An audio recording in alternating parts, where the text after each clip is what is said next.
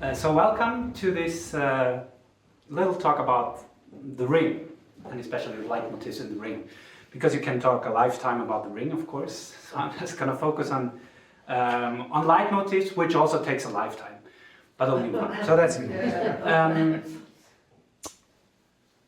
Well, first of all, what is a leitmotif? I mean, all of us would say, like, yeah, we know leitmotifs, we know that.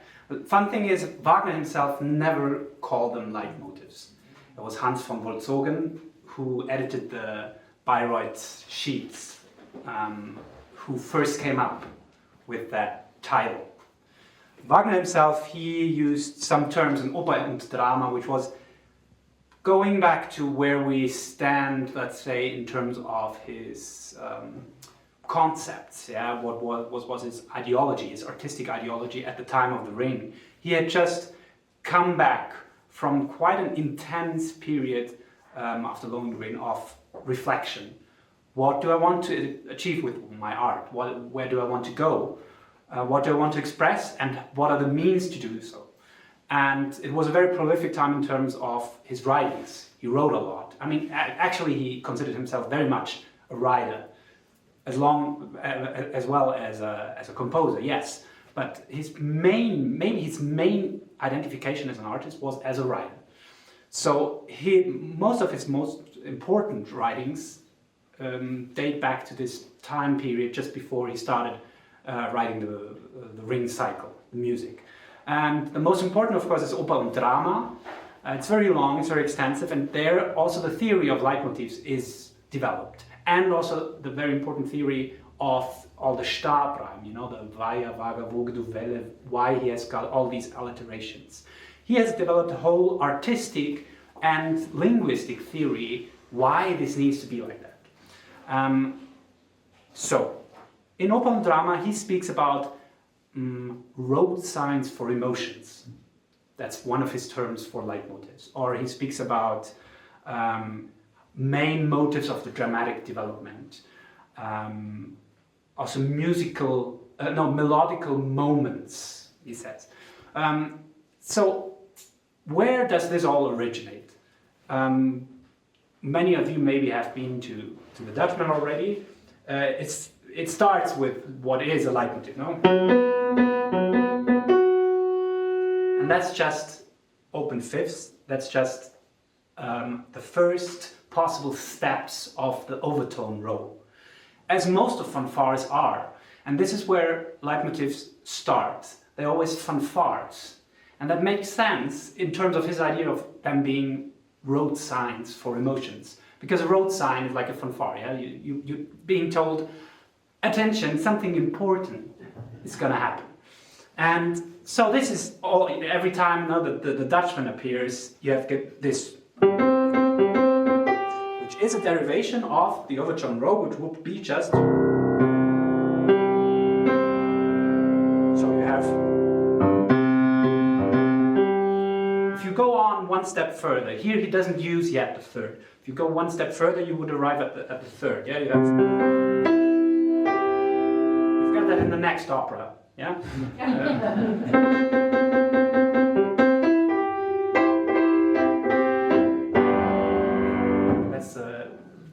Einzug der Gäste from Tannhäuser. It's also played by a trumpet. So in the beginning, these motifs are always played by brass instruments because they originate from fanfares. We can go one opera further.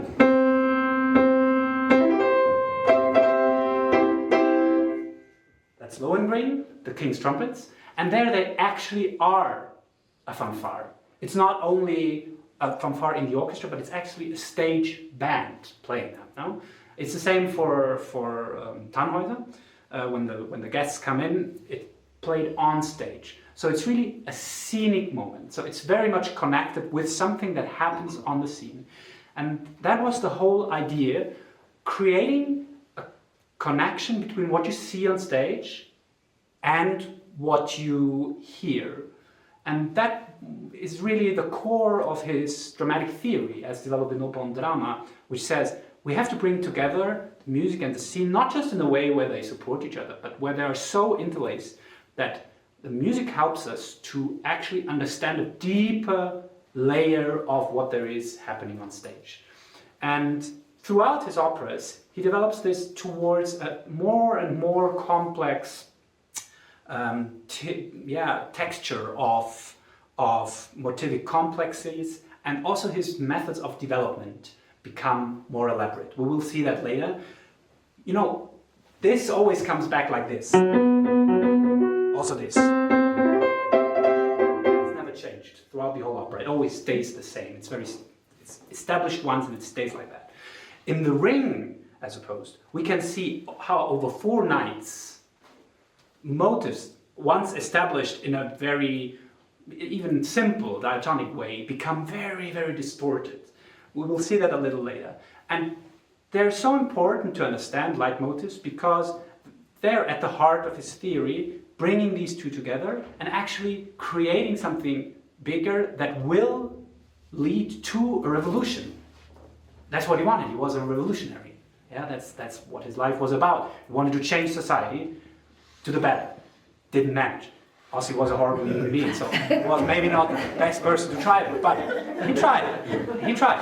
And he conceived his operas in a way to say, like, they will create the society of the future. Just through watching those operas, we will all become sublime human beings and a great society. That was his theory. That's what he wanted to achieve. Well, now, since we've spoken about the overtone row, we can start with the very start of this 16 hours. That's just overtones. That's as they come.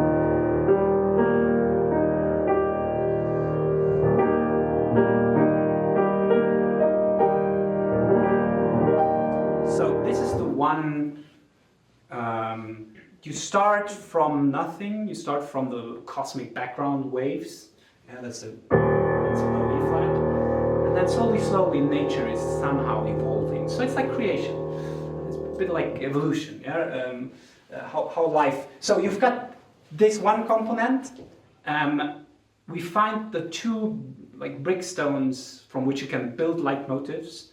Actually, you can build any music out of them, but leitmotifs especially is 1 part of tridents.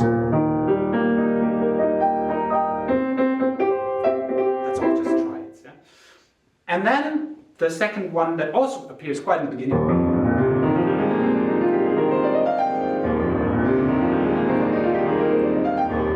It's just a scale, just from down up. And these are the 2 main structures you can also find in most of the leitmotifs. So we've got nature. Yeah, let's on that journey we're gonna have. I want to split up leitmotifs in different topics, more or less, what they are describing.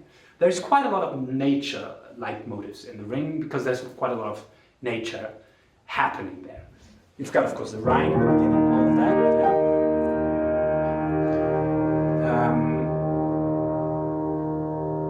The first time the Rhine maidens appear, you've got.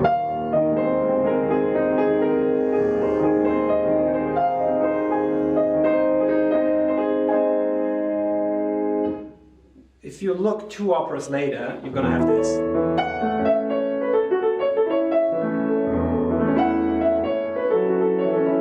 Which is a Waldvöglein, little bird singing. It's exactly the same. It's just 1 step higher. Instrumentation is different. The rhythmic is very similar, but it shines differently. Yeah? It's not the dark Rhine. It's played by the strings in A major, which is a very it's brightly resonating on the strings usually.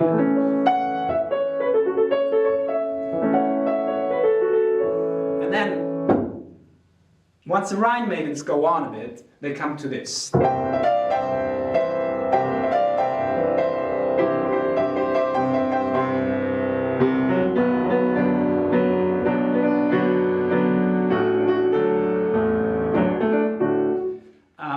So they're very much related, of course, as being closely connected with nature, with the Valkyries. So the Valkyries have more or less the same rhythmic structure as the Rhine Maidens have. Just they're in minor because they're war, and the others are in major because they're all in love with everything. This is already one family of nature descriptions, let's say. Then we also have, which comes quite often, we always have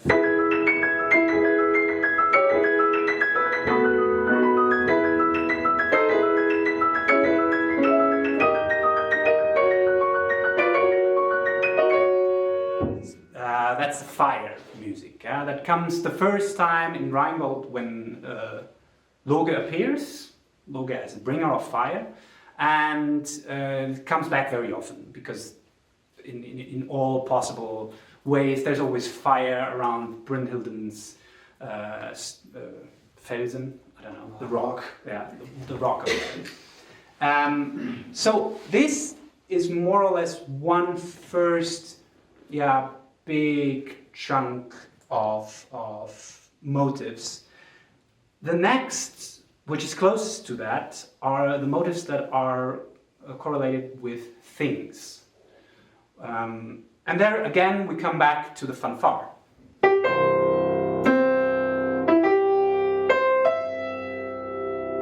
That's a sword motive. It's very clear, marcato, and has this strong rhythmic energy. It goes together, it appears for the first time at the very end of Rheingold, and it's interesting because the libretto says at that point, Wotan is pulling out a rather unimportant sword from the stack of gold that they have piled up at the end of Rheingold, and takes it, and this scenic action is connotated with his idea of freedom, his idea of a free human being that actually is gonna reform the world and make it to a better place, his idea of Siegfried. And it's funny because it is exactly what we said before. Actually, the sword is nothing important. It becomes important because it is assigned an idea. It is assigned a leitmotif.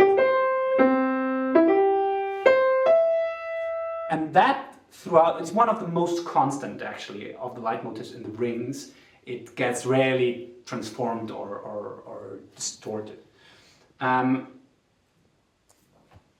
Closely correlated to this motive that is built out of triads. No, this is all, no scales there.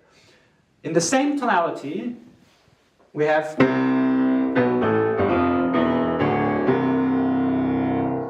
it's also played by brass instruments, trombones mostly, and it's just a C major or sometimes C minor scale downwards, which is correlated with the thing, which is Wotan's spear, but it's more importantly connected with the idea of his power, and his power especially through negotiating contracts. That's the whole capitalist idea. That's also the criticism of Wagner behind it, which causes all the problems. No? This sword, this spear, and so we have in the same, like very, very closely related to each other, we have the two main antagonistic ideas of the ring in a nutshell. You have the uprising idea of the liberation of the sword that is going to cut old habits and old knots and set everybody free. And you have the downwards going scale of the binding contract, which says you have to do it like this. You're forced to do it like this. Wotan himself, he has to obey by the rules of his spear. The moment he doesn't do it anymore, he gets his spear ripped up by Siegfried in the third act of Siegfried. So we've got these two important motives. Little connection, let's say, with the Dutchman. Some of you might have heard that already in the talk. we did on the Dutchman. This motive of the law, the eternal law that cannot be broken, is already present in the Dutchman, and it's quite similar. It arrives at the very end of the opera, just before the end, and it's when Hollander reveals his the law that binds him, and so we have that close connection between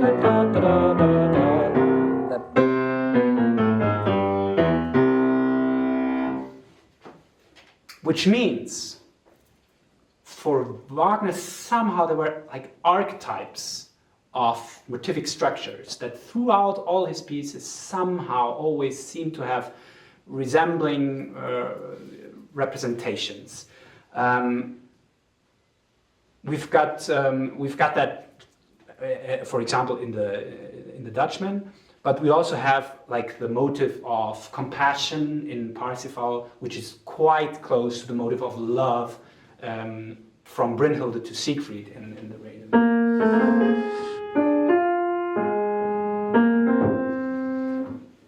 And always this what we call a gruppetto is very closely related with love, and it comes from the bel canto tradition.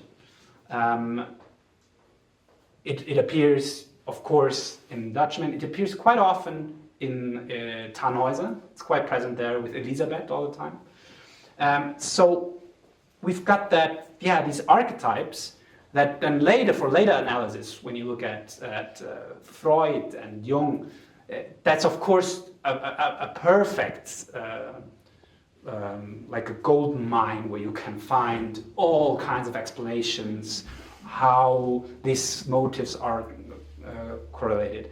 At this point, again, I highly recommend, although controversial, the book by Kurt Overhoff, Die Musikdramen Richard Wagners, because he goes down exactly that road. He exaggerates big time in terms of Freudian analysis, Schopenhauer's Schopenhauerian interpretation of what that all could mean in the Ring.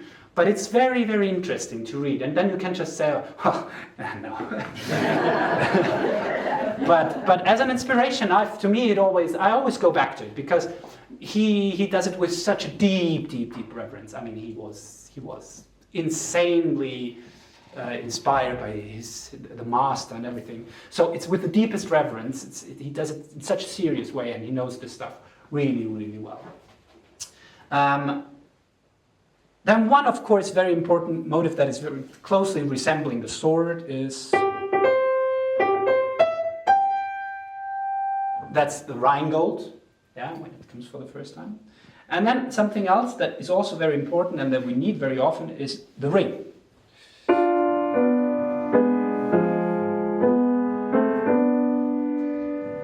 And here starts, just to give you a little taste of what you could do in terms of Schopenhauer, what you could do in terms of Freud also with this. Because you say, okay, it starts,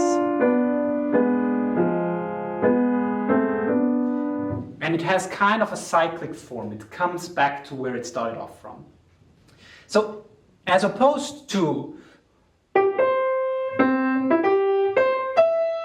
the sword that goes higher, that aims beyond itself, the ring and the power that comes with it is unproductive. It's unproductive. It's not creating something new. It's always destroying.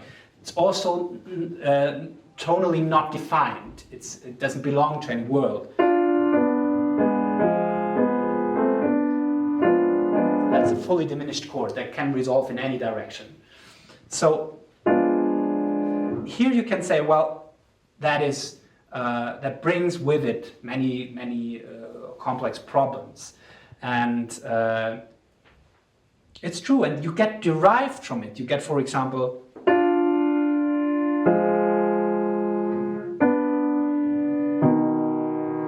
the beginning of the first act of Siegfried, where Mime is reflecting on how could I possibly get out of this hugely problematic knot that has formed by that time.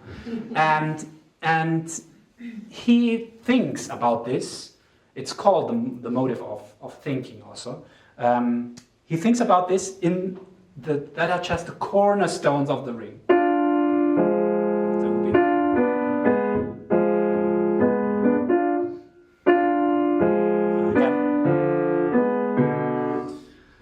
It's very unproductive. He doesn't get anywhere. It doesn't develop harmonically. It stays the same all the time. And then the fun thing is, this is so close to something very productive actually. You have to, and then you actually have a transition that goes like this, and then you go to.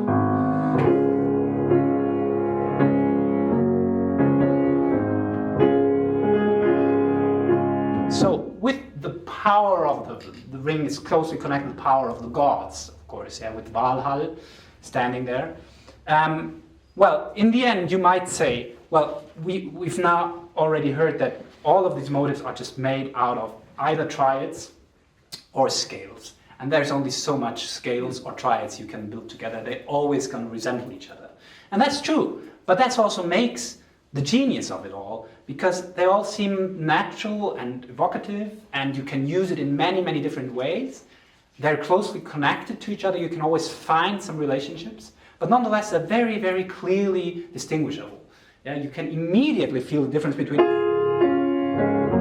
and between. But there's almost nothing to be done in terms of like musical changes to get a completely different atmosphere. The ring is a miracle. How could you achieve that people really listen to this music for 16 hours and they even get addicted to it? How is that possible to have this kind of coherence, which it has not maybe in terms of the story that is told? There are some cuts, there are some breaks, but it has this kind of, it sucks you in from the first moment, and then suddenly you wake up 16 hours later and it spits you out. It's hard to say, because the thing is, of course, he first wrote Siegfried's Tod, which is now Götterdämmerung. And then he found out, well, in order for everybody to understand what happens in Siegfried's Tod, I will have to write the Junge Siegfried, which is now Siegfried.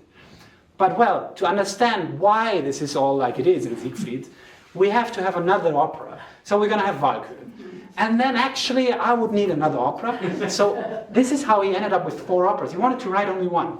But that's the same guy who wanted to write a very easy to perform, easy to earn money with for small theaters piece after he took his break after the second act of Siegfried. He said, like, well, now I'm going to have to write something which sells easily, can be done in every theater, not too long, not too complex. And he wrote Tristan. So he wasn't quite fitting the normal framework of how it worked in theaters until then. Mm-hmm. So we've got this teleological approach. You know, he could go from the end to the beginning in what he wrote. So he could just make sure that in Rheingold he would have set all the principles in terms of like literary motives that he would need in Götterdämmerung. Problem was that Schopenhauer came his way, and there were some problems, you know, with the French Restitution, like after the revolution. There were so many problematic things with the revolution that in the end he couldn't believe anymore in the free Siegfried. That's why Siegfried has to die, and he also becomes capitalist in the end. He's free for quite shortly only. That's for, 20-30 minutes in the beginning of Götterdämmerung where he's free. And then he's again manipulated by capitalist forces, by Gunther, by Hagen, by the Giebichung. All this said, in the Rheingold, although the shortest, there is a vast quantity of leitmotifs exposed. They are sometimes they are very, very clear, as the sword motive, as Valhall.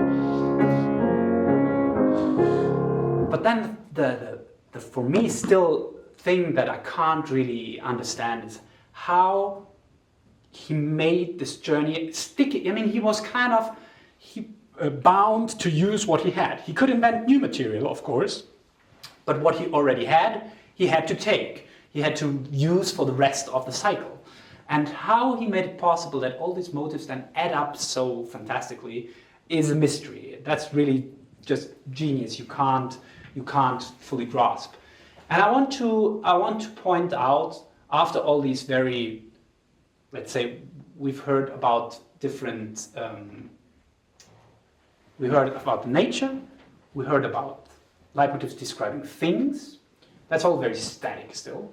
And then we have leitmotifs describing people, just acting characters.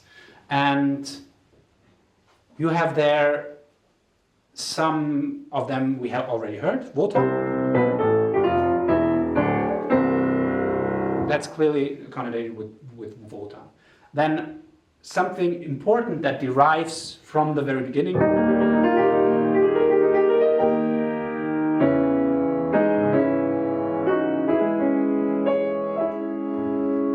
is the motive of the one character that is most closely associated with nature, which represents nature itself in the ring, which is Erda.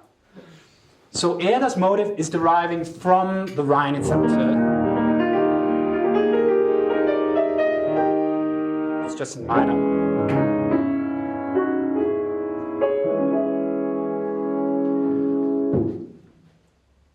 This becomes greatly important, especially towards the end of the piece, of the ring as a total, because it's inversion. This is something creating.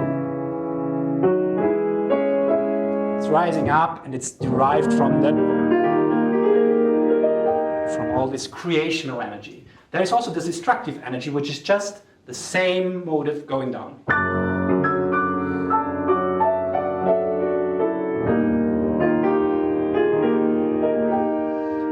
Which at the very end, this motive, it comes up for the first time for only once in the Rheingold, when Erda appears and makes her prophecy to Wotan. Says, if you don't leave the ring alone, there will be huge problems. It will be the end. And that's the first time and the only time until Götterdämmerung this motive appears.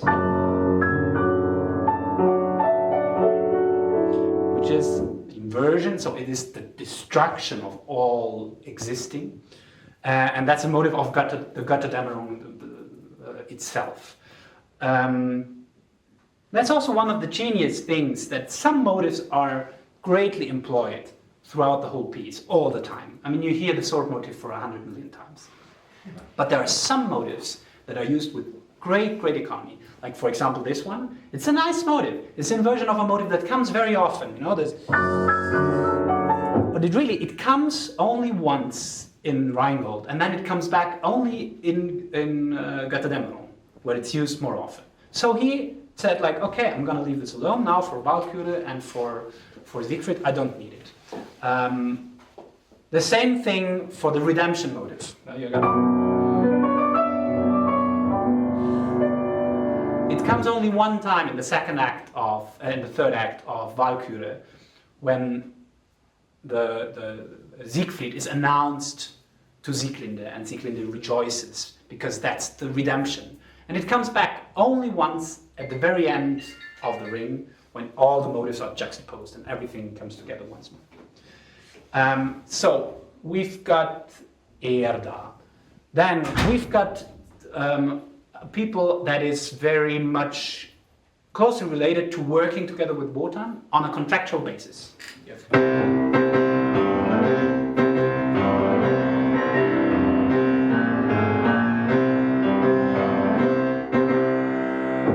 So these are the giants, that come around. You can hear them very clearly. It's very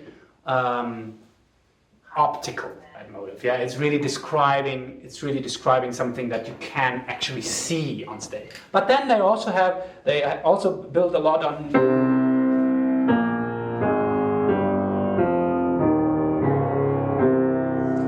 on the scale, on the downwards leaded scale, and that means they're contractual collaborators with Wotan. So they're both based on the scale that has this idea of contract in them. Another one that has a scale as its main motive is one of Wotan's sons.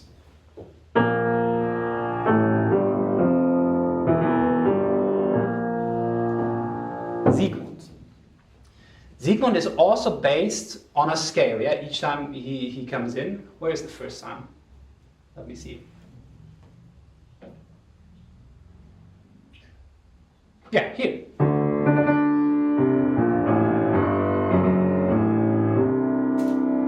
And this is, of course, as always. So you hear that they're related, that they're father and son. We have then, since we're already there, also Sieglinde.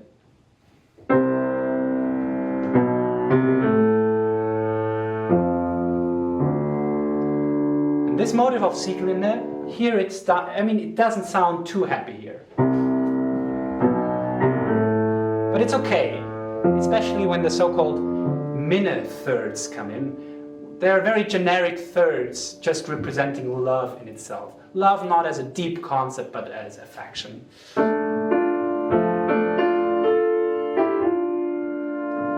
It comes very often. It's just very generic in the first act. It's always when somebody looks at somebody else very lovingly. I mean, the whole first act of Valkyrie is actually just a pantomime.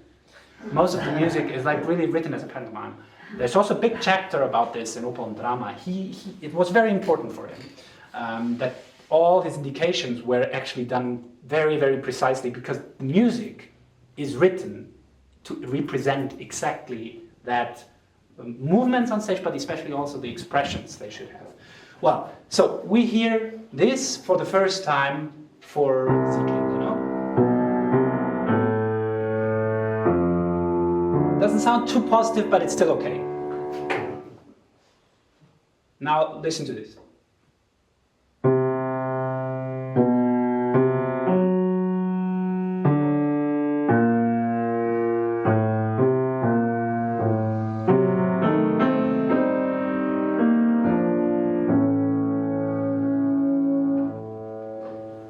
That's really the same music. Even the minute thirds are there. But it sounds like something really horrible happens. And indeed it has, because Sieglinde has died at that moment already. We are now in Siegfried, first act of Siegfried, when Mime tells Siegfried about his mother. So, of course, the motive of the mother comes back, but greatly distorted, with completely different intervals and with a completely different set. And that's what appears throughout the Ring more and more, that these motives get distorted and thus commented on. So they're added an additional layer that somehow comments on that motive. They're filled with a certain emotion, or very often they even appear in a way where you can hear, oh, they're lying, for example. The person that is telling about this thing is lying. Yeah, this, for example. That happens a few times that's just, but in a distorted version where you can actually hear this person is not quite upright in what he's telling there. It's very often in Götterdämmerung where there's the most deception happening, that this kind of motive comes around. So we've got the Welsungen here. Yeah, we had once we're with the Welsungen and we're in Walküre, we go to the antagonistic side, which is Hunding in the Walküre.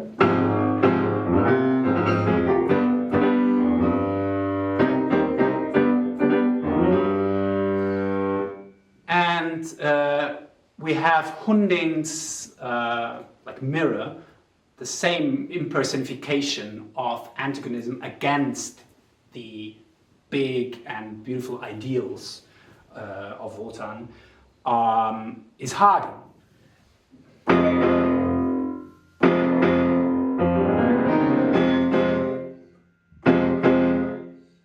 And Hunding is actually also written in the same key. So they're very closely related. Hagen, Humding as the one that kills Siegmund, and Hagen as the one who kills Siegfried later. So they're both the death angels, the corresponding death angels. Well, going back to Rheingold, we have still a few interesting personalities coming around. You've got, of course, the Nibelungen, and they're identified with what they do. Or they schmieden. I don't know what that. They forge. They forge.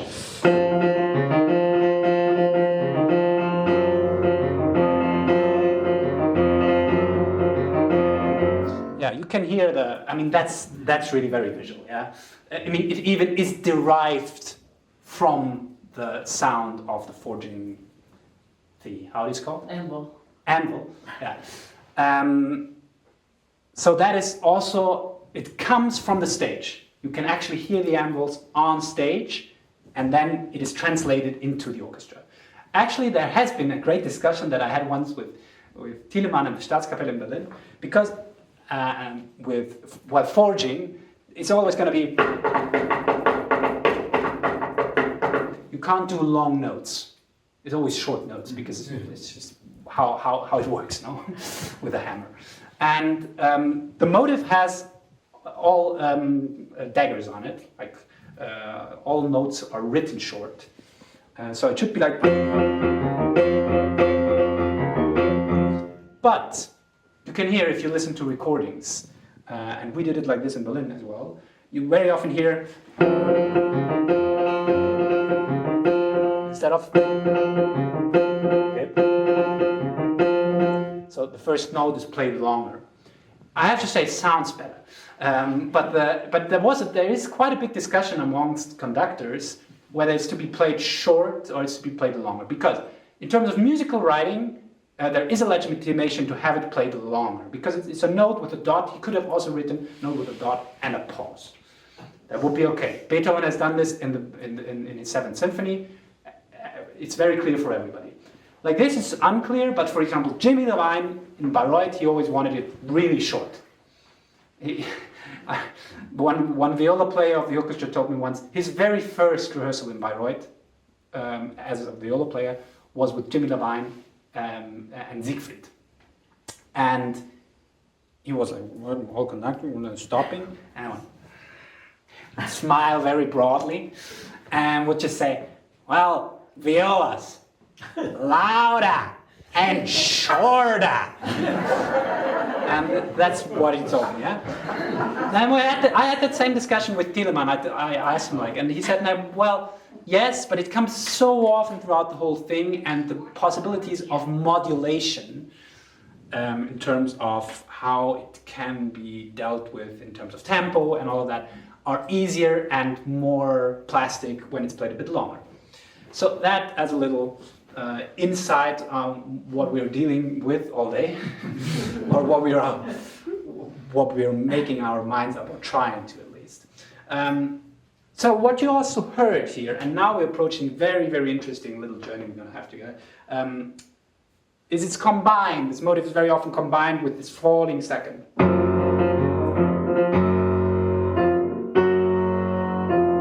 Well, this you could say, well, that's very generic. It's just one interval of falling minor second. It's very generic.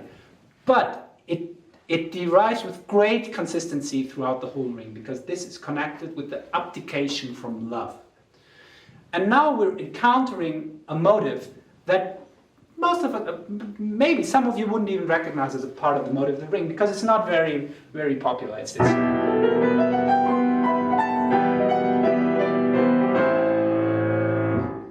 Somebody knows which person this is representing? Yeah, it's not very crisp. I agree. This is Freya for the first time when she comes in. Yeah, this is Freya, and it's a very emotional. She's very upset. You can hear all of that. She's actually got a second motive that is much more recognizable. It's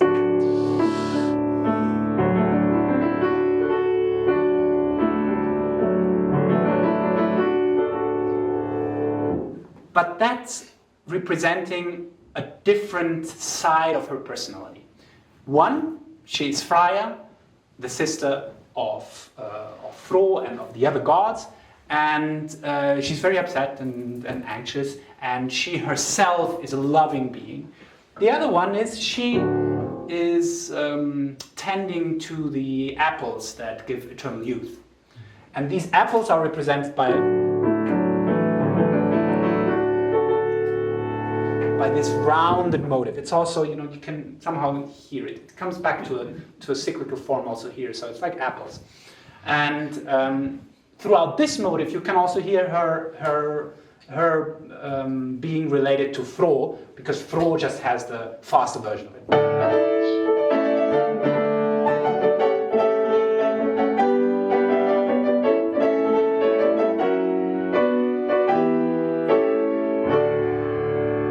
One day I will stop presenting this motif because it's not easy to play. Yeah. And but you can hear,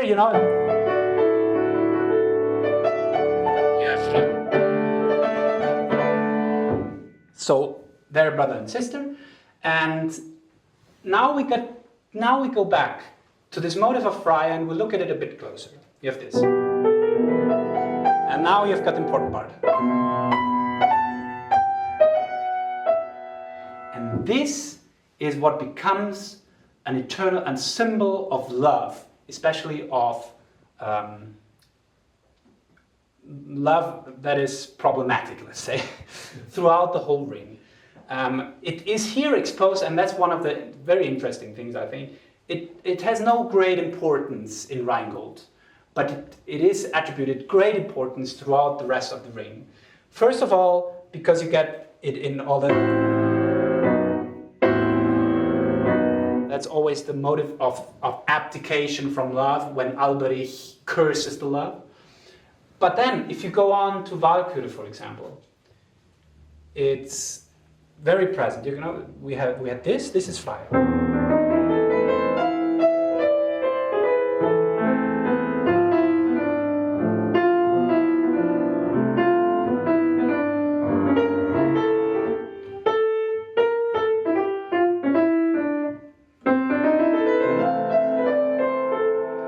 So this is the motive when Siegmund and Sieglinde are together, but they're in their unhappy love, and they're fleeing from Hunding, who's going after them.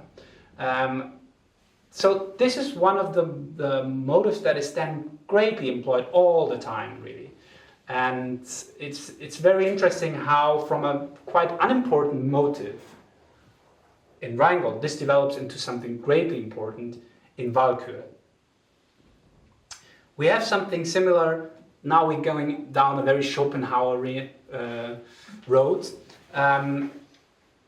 with Wotan in the third act, especially of second and third act of Walküre, because we know this main motive of Wotan is this. Yeah, we have this.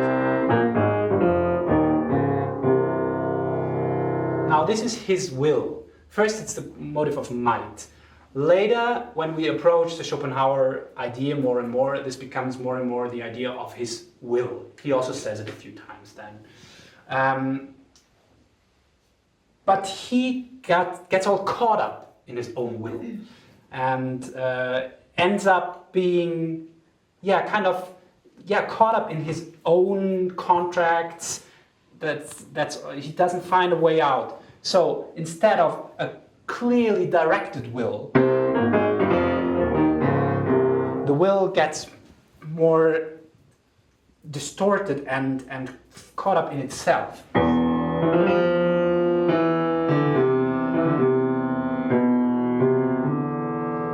It's still rhythmically and also from the scale clear that it's Wotan and his will, but his will is caught up, and especially it's revolting against himself. Can you hear that with that? He's like resisting it. He's like, I don't want it like that. And we have that also later in Siegfried. It comes back to us.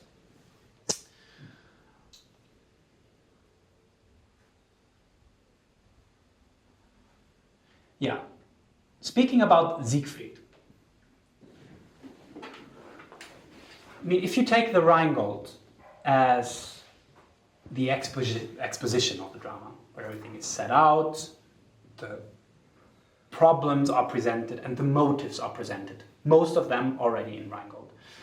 Then you've got a purely dramatic piece, which is Walküre. And also, I think maybe that's one of the reasons why it's usually the most successful one. Yeah, it's also the only one that is done every now and then as a single piece out of the Ring. The first act of Walküre is maybe the most beloved one of the whole Ring. It's also, I have to say, dramatically, it's really genius how the first act of Walküre is conceived. So, in terms of genre, I'd say, you've got the exposition in Rheingold, you've got a real drama in Walküre, and you've got a nice fairy tale in Siegfried. Because Siegfried is all about, I mean, there's very, very much nature music in Siegfried, and there's very much song-like music in it, and it becomes, let's say, more complex, less atmospheric, only towards the very end when he encounters Brünnhilde, so the last half an hour, after, let's say, the 12 years compositional break he took after the second act of Siegfried. Which, by the way, when you do it, I mean, when you go down into the pit after the second act and you've got a break, and you come back and you do the third act of Siegfried, it's like there's a different orchestra sitting there. I mean, there is, in parts, a different orchestra sitting there because they're usually changing, because it's just so long and so exhausting that most of the horns are substituted throughout and also some of the string players, usually they rotate, so they come in only for the third act and play the third act. But really the orchestra has then developed from a Berlioz-style orchestra, which it is still in first and second act of Siegfried, to something which is much more symphonic, and you can really feel the density of motives, the harmonic density. Instrumentation has changed completely towards something more, Tristan. It's just, you can hear all of the Tristan in there, you can hear all of the Meistersinger work he has done, the contrapuntal work, and the feeling you've got doing this, conducting this, really is completely different suddenly. It's very striking that these, I mean, of course, 12 years, 2 other operas, there's a lot that has happened in between. And we have heard a few things already about Siegfried. Yeah, we have heard the Waldweben. Maybe to get you a pause of my voice, we'll just hear a bit of the Waldweben, which is very beautiful.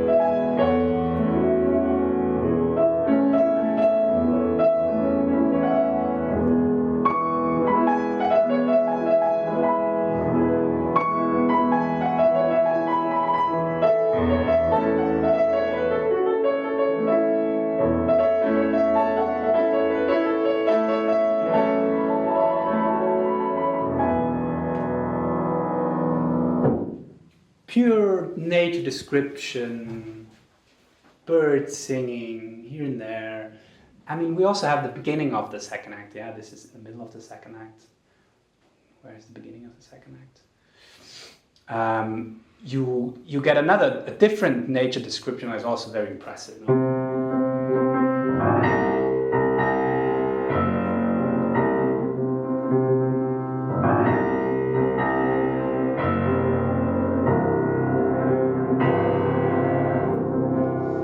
That's Fafner, yeah, the dragon. You can hear that he once was Fafner the giant.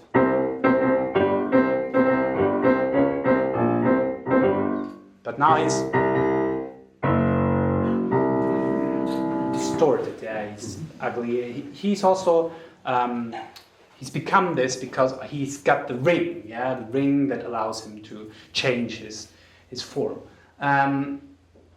Also, instrumentation here is stunning. I mean, Liszt was, of course, very influential for Wagner. They sent this back and forth on a letter. Actually, he wrote the score of the first page, and he said, like, this is Fafner's Ruhe. That's a bit like my home in Tripschen at the Vierwaldstätter See. And Liszt was greatly impressed by the daring instrumentation, because you've got this double basses, and then you've got it with timpani playing this, and then double basses again, the pizzicato. So it's very strange. It sounds really, really strange. And then you've got this whole huge tuba solo. The only other guy who wrote big tuba solos was Shostakovich, I think. So also here, we've got a description of nature then. Very much of it, like especially the second act of Siegfried, who's what is maybe, in terms of keeping people awake, the most demanding one. It's never a problem to keep people awake during the first act of Valkyrie. They're like, oh, it's so beautiful. And then the end is very dramatic. Actually, the end of Valkyrie, because it just came to my mind regarding our little excursion with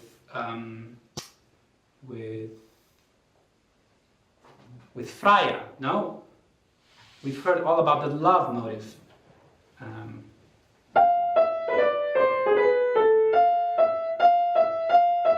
And we've got one positive incident of love. That's like really the creation of Siegfried, let's say. And that's here, no?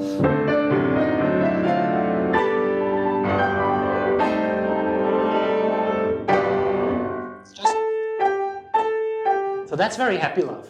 I mean, that's actually his conception. You said it? Mm-hmm. Yeah, the moment of his conception. You can hear it. Yeah? And then after, also the first act of Siegfried. Yeah, because all of that song-like things. You've got the forging song. You've got the melting song.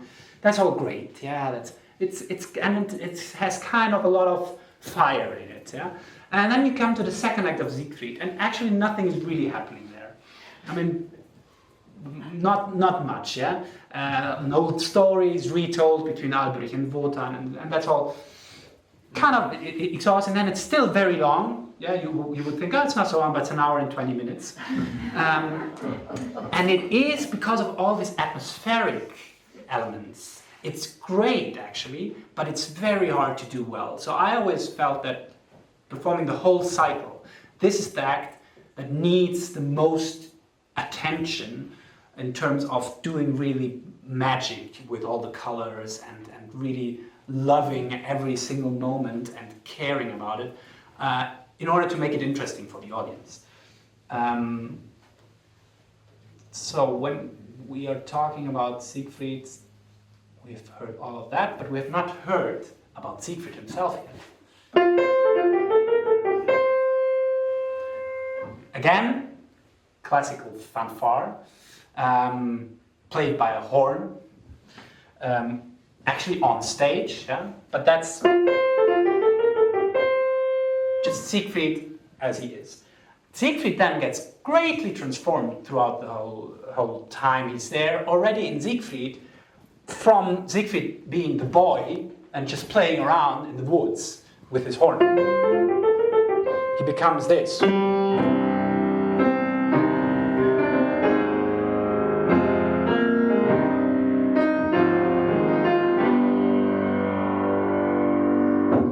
Where you can actually hear him as the hero. He's really the redeemer. At least that's what he should be. Yeah, it doesn't quite work out like that. And there is still some more about Siegfried. You know, you've got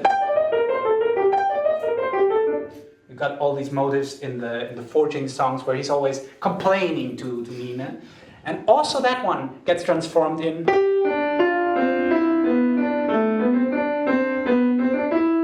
Very end of the third act of Siegfried, where, and I can only quote here the what Kurt Overhoff wrote. He said like, well, that first it's Siegfried that is complaining with it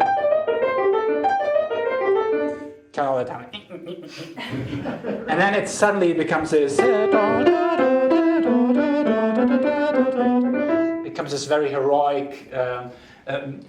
What is it? Siegfried, the forger of souls. So he's now forging Brynhild's soul into his soulmate and everything. That's very Freudian, of course, in a certain way, and it's also anachronistic, but it's interesting. So we've heard all of that. I think what would be great at this point is to go to the end of Götterdämmerung, where all the motives come together and they are united in a very unique and genius way. I mean, first, of course, you've got this big Greek chorus, as Wagner called it, with the death of Siegfried. And that's the one point where Horst Stein, who always sat down, the old German Kapellmeister who was doing this 100 million times, he wouldn't get up once in 16 hours. He was always sitting. But he would stand up for...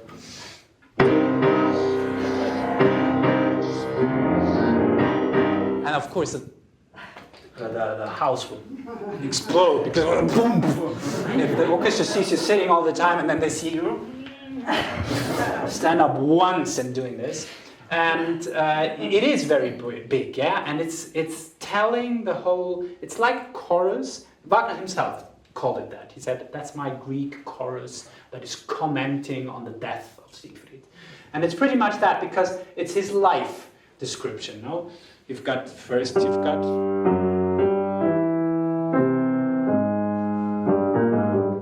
that's Sieglinde, yeah? Mother. Comes back, then his death, Hagen. Then his whole life as part of, so his parents' life, the Welsungen.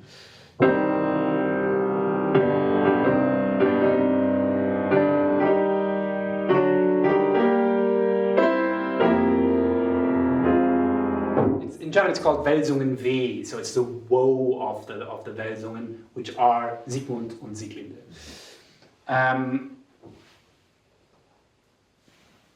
Going on, you finally arrive at Wotan's big idea. You arrive at the sword.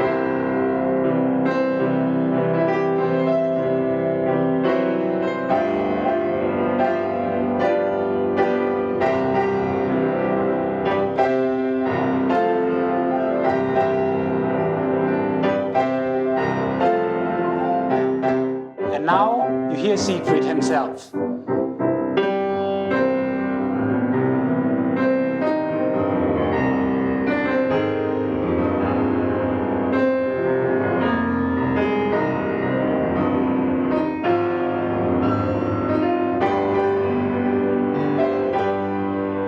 This comes back, and then we hear the big apotheosis of Siegfried, this combination of Siegfried as a boy, Siegfried as a hero, Siegfried as the ideal free human being, which is lost. He's lost.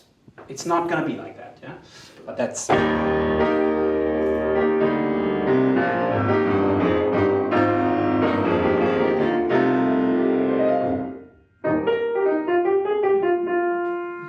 So it became from very small, very, very big. So that's the Greek chorus about the death of Siegfried. And then we come to the very end of the piece. And here, don't know how this worked out, but of course, partly it's just simple, like, yeah, physics, let's say. Since he's used most of the time only triads or scales, most of this stuff somehow can be combined together. But then that it works out so well as it does at the very end of this opera is still astonishing. I mean, after everything is done, the Rhine comes back, the Rhine maidens take the ring back. You can see Walhall again, so Rhine maidens. Walhall. And you've got the motive of redemption. Yeah? And this is what he does.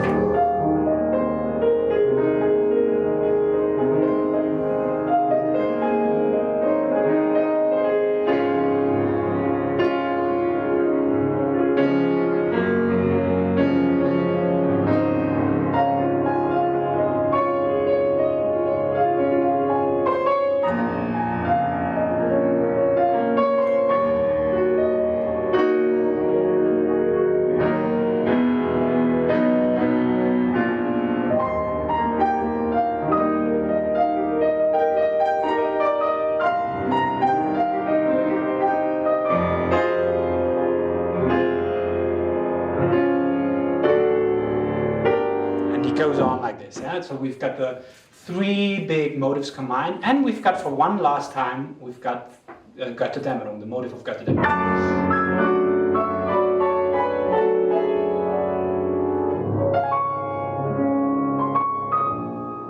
And there's another funny story maybe to finish all of this. There is a tradition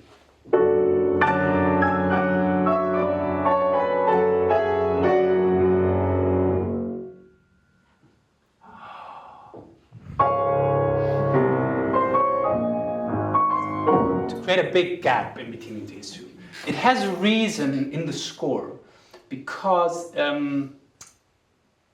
mean, there is written a little pause, but that wouldn't really, it would not at all justify a pause, like a long caesura like is done very often here.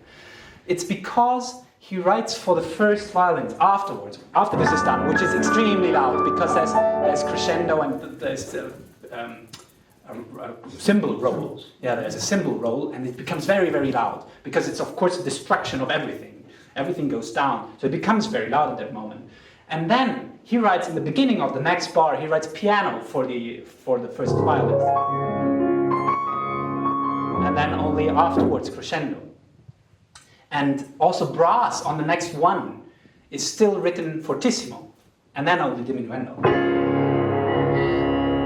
So what happens is, if you don't do the caesura, you don't hear the first violins at the first moment. But after the premiere of Götterdämmerung, and Christian Tillmann is doing this big caesura there, my agent, who is like, he knows the ring since, I don't know what, 60 years, and saw I don't know how many performances. He told me, when you do your cycle and you do that horrendous caesura, we've got a big problem. And I said, well, it's now written into the material. And I said, it's no problem, just go through, they will play. And he's right. But he said, and he's right, it's a destruction. And this hope thing, that's it's not stable. This hope of redemption is first still covered, by the destruction, by everything going down, and only very slowly redevelops and is flying like, the dove over the post-apocalyptical sea. Let's say, like, well, maybe life is going to go on, but maybe also not. So it's way more subtle, let's say, if you really go on and don't do the caesura, because you won't hear the beginning of the first violins, but you're not meant to. He wouldn't be not careful in the last 8 bars of the piece he has written for 16 hours. He would not suddenly start being like, oh, well, I don't care anymore, and write things that he didn't want to be done. So actually, yeah, that's a ring.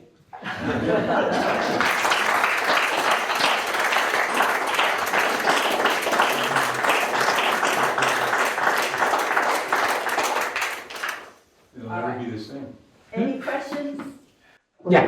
Could you talk a little bit about the two women in Wotan's life who represent two different kinds of duty and two different kinds of stability and instability, if you would?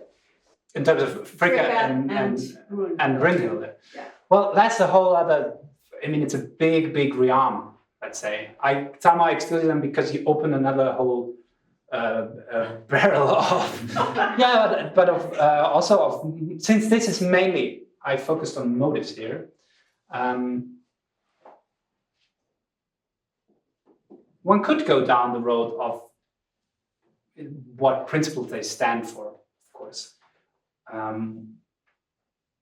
Motivically, there's sometimes they become related at a point where Brünnhilde grows up, let's say, and assumes the role of Fricka, who is not acting anymore in Götterdämmerung. So, for example, we have, that's the motive of Fricka's rage in the second act of Walküre during her big monologue. And she's usually, I mean, especially falling fifth is representing faith in the ring very often. We have that later,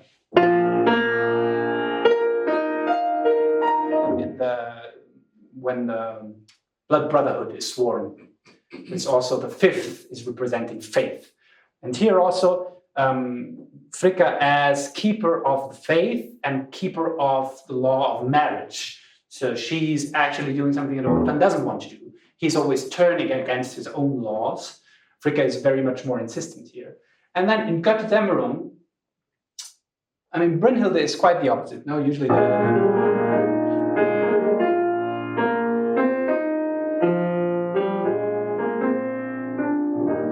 she's always the loving being, also revolting in certain kinds, but she's also more representing the free love concept. But then there is Brünnhilde's anger as well. Where is that? Yeah, wait, that's at the end of the second act of Götterdämmerung.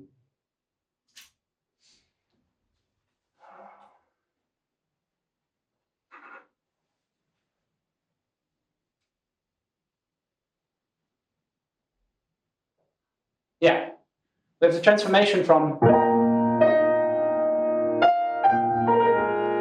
we again have the falling fifth, which is still the positive connotation, into, oh well, that's the thing, if you don't prepare it, you don't find it. But she's later got something related, it's a bit more distorted, it's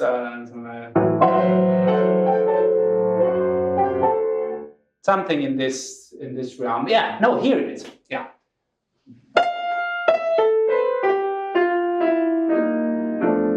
Yeah. So from this motive, we have two parts. We have one, the deceived love.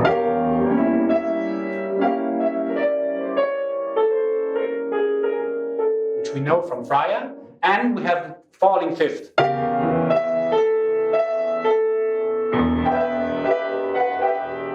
They both add up to Brünnhilde, who wants to do vengeance on Siegfried for being unfaithful. So that's in his marriage with Brünnhilde. That puts them very parallel to Fricka. Since this is already like, let's say, a secondary or a very deep level correlation, the motivic clarity of the correlation is not as evident. But you can still, if you know that, and the first one is Fricka, and the second one is the transposed version just of Brünnhilde. So they're becoming, parallel enactors. Let's say Fricka first enacts the necessary happenings, because Wotan is reluctant. He doesn't want to do what Fricka's demanding. But Fricka's demanding of him the death of Hunding, the death of Sigmund. And now here, Brünnhilde is demanding the death of Siegfried by Hagen. And this is how the whole idea, the whole project is fulfilled in the end. Yeah. Is there anything in the text, in the vocabulary, that serves the same sort of signaling as the leitmotif? Is there any words? And use very identical words. Yeah. I mean, that's exactly the thing. I'd say the parallelism on literary level of the Leitmotifs is the Stabreim. Because he wanted to create, something that not only speaks to reason, but also to the heart throughout his theory of this Wehre der Wallung and all this stuff, the alliterations. That would be the equivalent of Leitmotifs in the text. So I wanted to ask a little bit about the redemption theme, which is a bit puzzling in many ways because it occurs only twice. Yeah. And we know that he wrote out that music for the Annunciation to Sieglinde in between 1854 and 1856. And when he was composing that part of the music. Yeah. And then between 1874 and 1872 and 1874 is when he was struggling with the end of the ring. And there he had already composed, as you know, the famous Schopenhauer ending, which he had rejected. He had not composed it, no. He had only written it. He'd written. He had written the lyrics, but he had not composed it. Yeah, yes, we suspect that he had something in his head for that. Perhaps. You suspect. So he's struggling with how to end this thing. Yes. He's struggling with how to end it. And it seems to me possible that at that point, he picks up that theme, the redemption theme. Absolutely. And brings it in and says, this is the way to do this.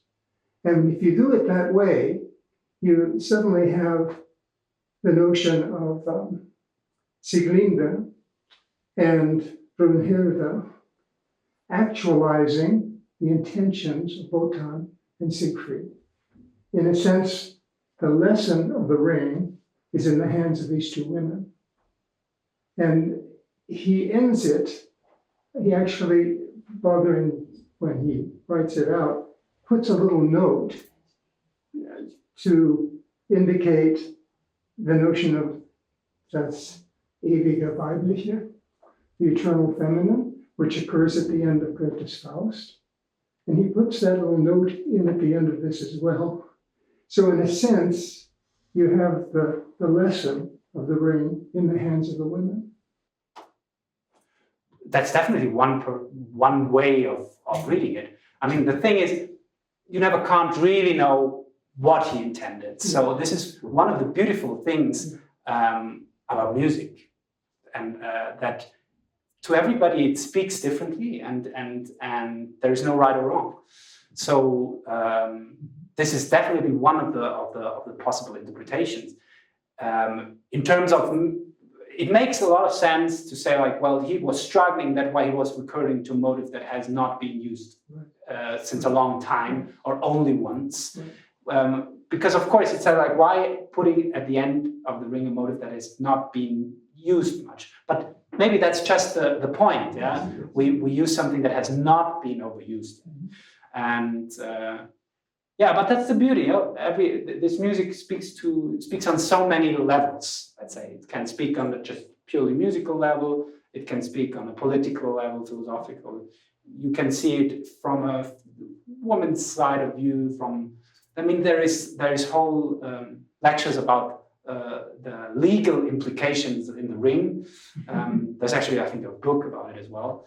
We're just discussing who actually broke which contract and which contract was binding, and who was allowed to do what and not allowed. We had all that when we did the ring in Berlin. There was a whole accompanying lecture series, and one of those was the legal implications of the ring. So I thank you very much for. I'm curious. You mentioned Thielemann. I'm curious what a conductor who, like Gary said, is sort of the early part of his career. What do you take from the conductors you've worked with, Wagner, Thielemann, whoever else? And what do you leave behind?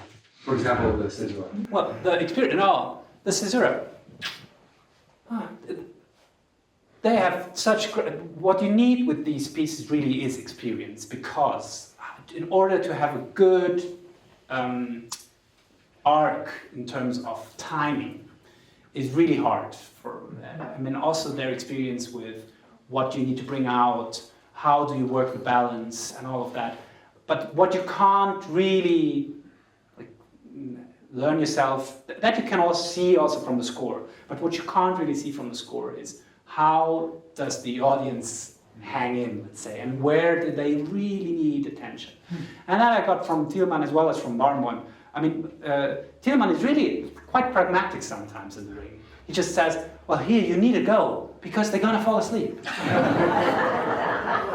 And that's experience that has been passed along from Wolfgang Wagner to him. It says like, Wolfgang Wagner always told me, when you can't do first act of Götterdämmerung in under 2 hours, you're not allowed to go back into the pit for the second act. So I was always, because you don't have a watch in the pit, no? So you come out of the first act of Götterdämmerung and you're just like, please, please. And if you didn't make it in under 2 hours, you can't go back in. No. But that's the thing. And then there is also some basic framework rules. It sounds kind of strange or you know, not very creative or magical. But sometimes it's really just very good to know you shouldn't take longer than this and that for that whole act. That of course still doesn't implicate all the tempi, but it means that in general you stay within a framework, yeah. And that's something, for example, from Thielmann I learned a lot. He said like, 5th scene of second act of Valkyrie is beautiful, but it's long, and we're already an hour 10 minutes into the act, and it's already the second night, and it's the second act of that second night. So go, don't fall asleep, because otherwise they will fall asleep. And the problem is, if they don't follow, if you are indulging in beauty, that's great. But if you don't have people following anymore, what's the point? I mean, then you just can go, you go to symphony, but it's actually trying to tell a story. Yeah? And then, for example, Tielemann's obsession, he's obsessed with addiction. Immensely. But that's, first, he doesn't talk about it. First you think like, well, that's just a spleen. You can't be serious. It's too much. But then, when you read Oper and Drama, and I mean, he has reread it for I don't know how many times, he believed so strongly in some of these concepts of what you asked, the Leitmotifs of the language, the Stabreime, that this really would make a difference. And he elaborated a whole theory about how the consonant is the male principle, the active principle, the giving principle. It's a very, I'm just citing. And the vowel is the receiving principle, it's the female principle, and all of that. It's all very, very strange and shady and numismatic.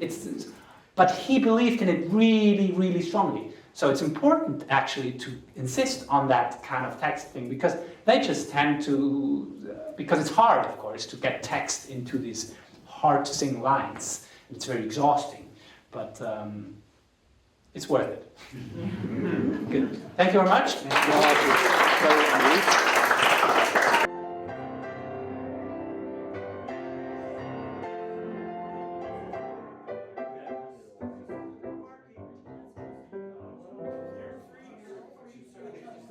Do that one more time. Of course. That was great. We're playing a different. No.